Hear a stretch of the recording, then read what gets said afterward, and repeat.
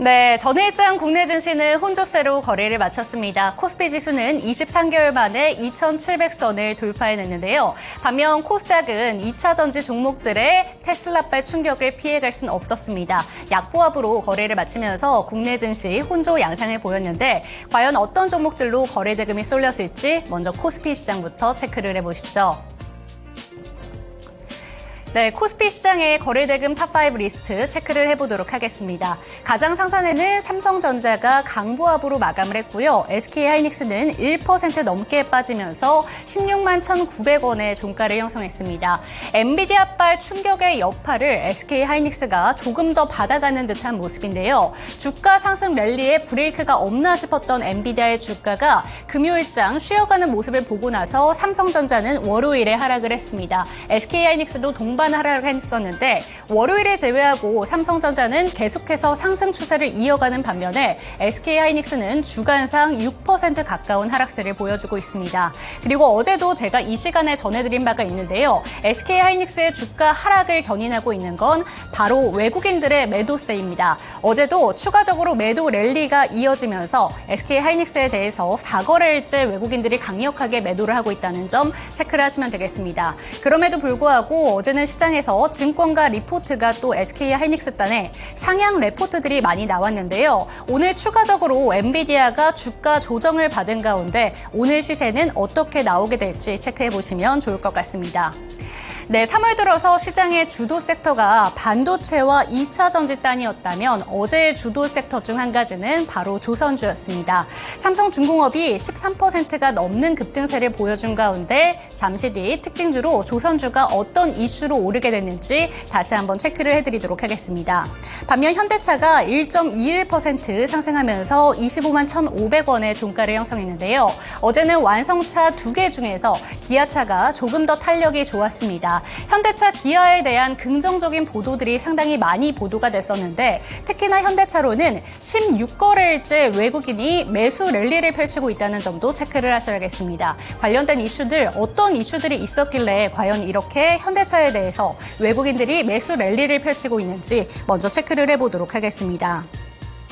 네, 현대차와 관련해서는 어제 긍정적인 기사들이 참 많이 보도가 됐습니다. 새로운 전동화 비즈니스 플랫폼인 ST1의 디자인을 공개하면서 전기차 라인업의 확장 소식을 전해왔고요. 현대차 그룹의 주요 3사의 국내외 특허 보유 건수가 6만 건을 돌파했다는 소식도 함께 전달했습니다.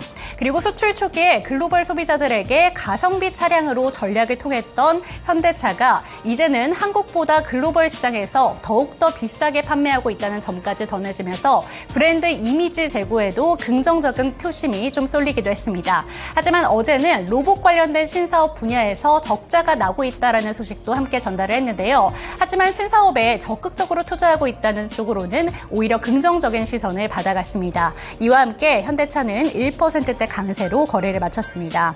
한편 삼성 SDI 같은 경우에는 지난주에 10%가 넘는 급등 랠리를 펼쳤던 종목이었는데요. 468에 대한 기대감이 여전함에도 불구하고 2차 전지단의 충격은 어제는 피해갈 수 없었습니다. 2.94% 하락하면서 추가적인 조정을 받았습니다. 이번에는 코스닥 시장으로 넘어가 보시죠. 네, 가장 상단에는 수요일장에 퍼진 루머와 함께 주가의 충격이 상당했었던 그리고 코스닥 시장 자체를 끌어내렸던 HLB가 전일장 시간의 거래에서 급등 랠리를 보여준 이후에 어제 시간의 거래 이후에도 본장에서도 5.67%의 강세 흐름을 보여줬습니다. 10만 2,500원의 종가를 형성했는데요. 투심을 완전히 회복하는 모습까지 보내졌습니다. 전일 전해진 보도 기사에 따르면 진양곤 HLB 회장은 가남 신약 FDA 허가에 대한 자신감을 보였다고 하는데요. 이미 9월 3일 현지 론칭을로 전하고 생산과 유통을 준비 중이라는 소식과 함께 시간의 거래에서도 1%대 상승을 보여줬습니다. 한편 CCS 같은 경우에는 어제 종가를 10% 넘게 급등하면서 12시 구간부터 갑작스럽게 하락해서 급등으로 좀 변화되는 주가의 흐름을 보여줬었는데요. 초전도체 관련된 종목들이 주가의 롤러코스터를 타고 있습니다. 하지만 모든 종목들이 특별한 이슈가 전해졌던 건 아니었고요. 어제도 CCS 쪽으로만 급등 랠리가 나왔다는 점 체크하시면 되겠습니다. 한편 3월 7일에 신규 상장한 종목인 KNR 시스템 같은 경우에는 어제 엔젤 로보틱스의 IPO 흥행 소식이 전해지면서 16.81% 강세로 마감을 보여줬습니다. 유암 로봇 시스템에 대한 기대감이 더해지면서 27,450원의 종가를 형성했고요. 18%가 넘는 급락세를 보여준 시노펙스는 잠시 뒤 특징주로 짚어드리도록 하겠습니다. 한편 레몽레인 같은 경우에는 2연상을 간 이후에 어제도 장 초반에 25%가 넘는 급등세를 보여줬었는데 대부분의 상승폭을 반납을 하고 결국에는 5%대 강세로 거래를 마쳤습니다. 특별한 이슈가 전해졌던 건 아니었고요. 시간의 거래에서는 투자주의 공시가 올라왔음에도 불구하고 1%대 상승하며 거래를 마쳤다는 점 추가적으로 체크하시기 바랍니다. 특징주 넘어가서 체크해 보시죠.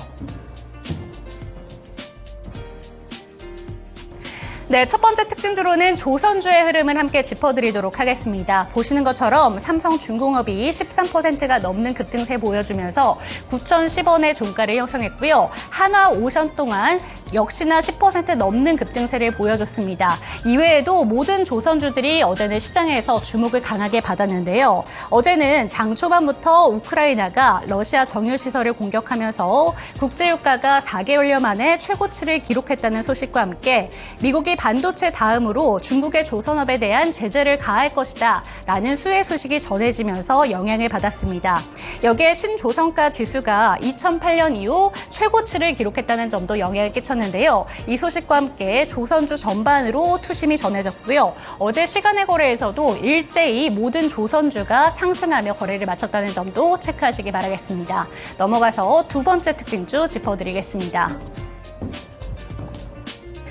네, 두 번째 특징주로는 시노펙스 살펴드리도록 하겠습니다. 18%가 넘게 하락하면서 9,890원의 종가를 형성했는데요. 최근 들어서 주가가 급등세를 보이고 있습니다. 전일장 국내 최초로 혈액투석 필터 11종에 대한 식약처의 품목 허가를 받았다는 소식에도 급락하면서 거래를 마쳤는데요. 전량 수입에 의존하던 혈액투석기 분야에서 국산화가 가능해졌다라는 기대감으로 12월 달부터 본격적으로 주가 상승을 견인을 해왔습니다. 하지만 어제는 이벤트 소멸 효과로 인해서 18% 넘게 하락하면서 거래를 마쳤다는 점 체크하시면 되겠습니다. 이번에는 시간의 거래에서 주목받은 종목들 함께 체크해 보시죠. 먼저 상승한 종목부터 확인해 보겠습니다.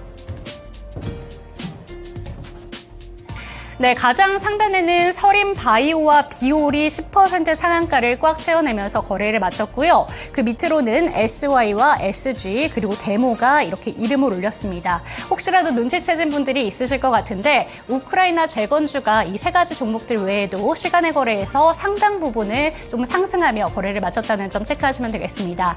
과연 어떤 이슈가 있었는지 잠시 뒤 특징주로 짚어드리도록 하겠고요. 가장 상단에 위치하고 있는 서린바이오와 비올의 상한가 직행 이후부터 체크해 드리도록 하겠습니다. 서린바이오는 서린바이오가 생산하는 공기청정기 에어글이 미국 FDA에서 의료기기 수준의 클래스 2 등급을 받았다는 소식과 함께 10% 상한가를 꽉 채워냈고요. 11,110원의 종가를 형성했습니다. 한편 비올 같은 경우에는 어떤 내용이 있었는지 확인을 해보도록 하겠습니다. 마이크로 니들 RF 원천 기술 특허 침해 소송에서 사실상 승소를 하면서 원천 기술을 인정받았다는 소식에 투자자들의 관심이 집중된 건데요. 향후 특허 소송 합의금으로 인한 실적 성장 기대감까지 더해지면서 이렇게 상한가로 거래를 마쳤습니다. 이번에는 하락한 종목들 먼저 체크를 해보도록 하겠습니다. 네, 가장 상단에는 한진칼이 이름을 올렸는데요. 전거래일에 특별한 호재 없이도 강세 마감을 보여줬던 종목이었습니다. 투자주의 공시가 올라오면서 시간의 거래에서는 7% 하락하며 거래를 마쳤고요. 덕산 데코피아 같은 경우에는 어닝 쇼크 소식을 전달하면서 7%대 여전히 하락하면서 거래를 마쳤습니다. 덕산 데코피아는 매출액이 전년 대비 15% 감소했고 영업이익과 순이익이 적자 전환했다라는 소식이 있었으니까요. 체크 체크하시기 바랍니다. 한편 선익시스템은 최근 중국의 디스플레이 제조사인 BOE가 이번 달 진행 예정인 8세대 OLED 생산 라인 기공식을 앞두고 선익시스템에 초대장을 보냈다는 소식에 3월 들어 주가가 80% 넘게 뛴 종목이었는데요. 어제 같은 경우에는 오늘 하루 동안 투자 주의 종목으로 지정된다라는 소식에 3%대 하락하며 거래를 마쳤습니다. 한편 바이넥스와 사마전기는 특별한 악재 없이도 2%대 하락으로 거래를 마쳤습니다. 네, 넘어가서 특징주 체크를 해보시죠. 네, 탑5 리스트에 무려 3가지 종목이 우크라이나 재건주가 이름을 올렸습니다. SY는 상한가로 거래를 마치면서 4,905원의 종가를 형성했고요. SG는 7.75% 강세, 데모는 7.03% 상승하며 거래를 마쳤습니다. 어떤 이유가 있었는지 체크를 해보도록 하겠습니다. 우크라이나 재건에 K 아스팔트가 깔린다라는 기대감으로 어제 시간의 거래에서 상승을 한 건데요. 아스콘을 공급한다는 보도에 영향을 받았습니다. 기사에 따르면 SG는 이달 초 우크라이나 현지 법인을 설립하고 현지 최대 철강 회사인 매트 인베스트 그룹과 함께 향후 10년 동안 총 4,200만 톤 규모의 철강 슬래그를 무상으로 공급받았다라는 소식을 전달했는데요.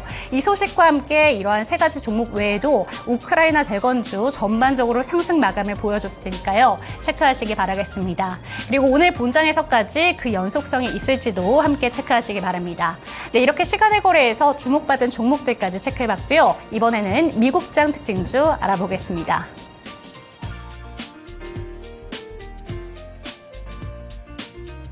네, 간밤에 뉴욕 증시 다시 한번 하락했습니다. 여러 가지 경제 지표들이 발표가 됐던 하루였는데요. 일단 도매 물가 지수 PPI의 경우에는 컨센서스를 상회하면서 CPI에 이어서 우려감을 주기도 했습니다. 다만 소매 판매 지수를 보시면 또 지금 소비 자체가 그렇게 또 빠르게 증가하는 모습을 기록하고 있지는 않았기 때문에 전반적으로 스태그플레이션에 대한 기대감들이 커지고 있는데요. 네, 지금 관련돼서 좀 살펴보시면요. 전반적으로 이 뉴욕 증시 함께 하락하는 흐름이었습니다. 그렇다면 어떤 종목들이 함께 이런 또 급등락을 기록했을지 첫 번째 종목부터 함께 체크해 보시죠.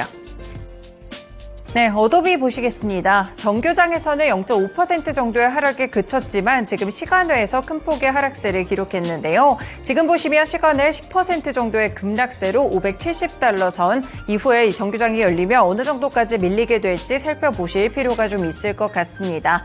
네, 전반적으로 봤을 때 어도비가 양호한 실적에도 불구하고 이 가이던스 실망감이 좀 컸다고 보실 수가 있겠는데요. 이달 1일로 마무리된 회계연도 1분기 매출액이 51억 8천만 달러 를 기록하게 되면서 전년 대비 11% 늘어났습니다. 사실 매출액은 컨센서스 43억 8천만 달러를 웃도는 수치가 나왔는데요.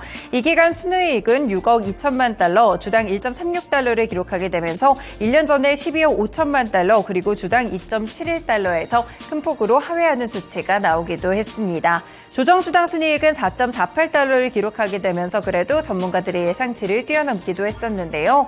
전반적으로 매출이나 이익을 보시면 그래도 혼자된 양상 속에서 이번에는 컨센서스를 상회하는 모습을 기록하고 있습니다. 일단 어도비는 지난 2022년 9월 디자인 소프트웨어 스타트업 피그마 인수 계획을 밝히기도 했지만 단독적 우려가 제기되면서 지난해 말 피그마 합병 계획을 철회하기로 했고 이 과정에서 10억 달러 정도의 위약금을 물기도 했는데요. 그리고 2분기에 이 가이던스 자체가 조정주당 순이익이 전망치로 4.35에서 4.4달러 수준 그리고 매출 전망치는 52억 5천만에서 53억 달러를 제시하게 되면서 9% 정도의 성장을 예고했습니다. 하지만 레피니티브에서 집계했던 전문가들의 이 가이던스 예상치를 살펴보시면 4.38달러 그리고 매출액은 53억 1천만 달러였기 때문에 전반적으로 가이던스가 예상치보다 상당히 낮았다라고 보실 수 있겠습니다. 이 여파로 인해서 지금 이렇게 시간외에서 급락하는 모습이 연출되는 그런 어도비의 주가 흐름 보실 수가 있겠는데요. 국내에서도 AI 소프트웨어 관련 종목들 함께 살펴보겠습니다. 네, 국내 종목들 소프트웨어 쪽으로 키네마스터나 이스트소프트, 폴라리스, 오피스 같은 종목들 체크해 보실 수 있겠는데요. AI 종목들 이렇게 또 움직이는 흐름 속에서 간밤에서는 좋지 않았다는 점, 그리고 이 가운데서 어도비, 소프트웨어 쪽으로는 조금 더 급락세가 시간에서 관측됐다는 점, 투자 포인트로 함께 체크해 보시면 될 것 같습니다. 네, 그렇다면 두 번째 특징 종목들 어디에 있을지 함께 보시죠. 네, 지금 보시는 종목들은 대부분 건설주입니다. 레나 일단 7% 급락으로 152달러 선에서 거래 마쳤고요. 닥터우턴이나 MVR, KB홈까지 전반적으로 하락세를 기록했습니다.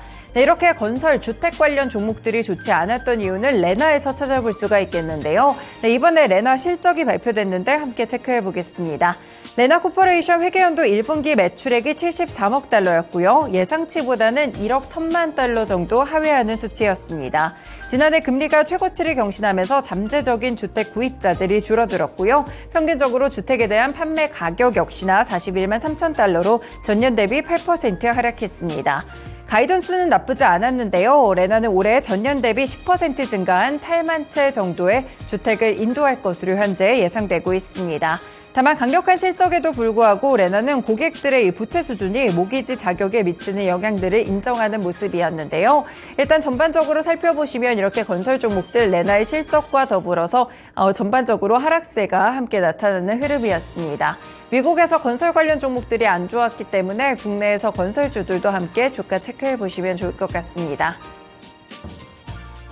네, 국내 건설주들입니다. DL-ENC, 현대건설, 대우건설, GS건설. 어제는 나름 흐름들이 괜찮았는데요. 전반적으로 반등세가 관측되기도 했습니다. 다만 증권가의 평가들을 또 함께 살펴보시면요. 국내 건설주에 대해서 오늘 4월에 있을 총선 이전까지는 이 부동산 PF 리스크에 대한 경계감, 미분양 주택같이 주요 부동산 지표들의 악화로 주택 관련 종목들의 의미 있는 주가 반등은 제한적일 것이다라고 미래에스 증권 측에서 분석하기도 했습니다. 이 부동산 PF 우려가 상존하는 가운데 미분양 주택도 증가하고 있고 분양 시장의 회복도 지연되는 상황 속에서 주택의 원가율이 악화되고 있고 실적에 대한 부담 요인이 함께 상존하고 있다는 그런 설명인데요. 해외 수주 자체도 올해는 21억 5천만 달러로 전년 동기 대비 48%, 과거 5개년 대비했을 때는 58% 정도 급감하는 흐름을 기록하고 있습니다. 네, 이렇게 또 건설 관련 종목들 함께 체크해 두시면 될 것 같습니다. 네, 마지막 종목 살펴보시죠. 테슬라 보실 텐데요. 4% 하락으로 162달러 선에서 거래를 마쳤습니다. 네, 오늘은 전기차 쪽이 아니고요. 우주 쪽으로 가보겠습니다. 이 우주기업 스페이스X가 달 화성 탐사를 목표로 한 대형 이 우주선 스타쉽이 현지 시간으로 14일 이 세 번째 지구 궤도 시험 비행에서 궤도에 도달하는 데는 성공을 했지만 낙하 도중에 분해가 되면서 절반의 성공에 그쳤다라는 평가를 함께 받고 있습니다.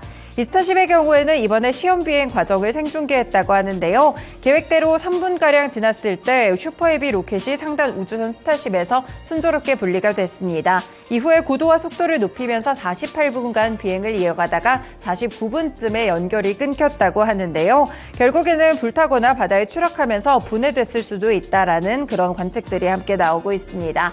일론 머스크 CEO는 그래도 스타쉽 비행이 끝난 뒤 소셜미디어를 통해서 스타쉽이 인류를 화성으로 데려다 줄 것이라면서 긍정적인 평가를 내리기도 했었고요. 나사나 월가에서도 이번 시험 비행에 대해서는 긍정적인 의견을 함께 내놓기도 했습니다. 다만 주가에는 살짝 하락세로 영향을 미쳤다는 점 보실 수가 있겠고요. 전기차 종목보다는 오늘 관련 종목으로 우주 관련 섹터들 함께 점검해 보겠습니다. 비츠로테크, 세트라가이, 한국항공우주, 캔코아 에어로스페이스까지 일단 지금에서는 보합권 정도의 시세를 어제장 가져가는 흐름이었는데요. 우주항공 관련 종목들도 한 번 더 주목도를 높여보시면 좋을 것 같습니다. 네, 이렇게 미국 증시 특징 종목들 국내 증시로 연결해봤습니다. 지금까지 증권통투자 업데이트였습니다.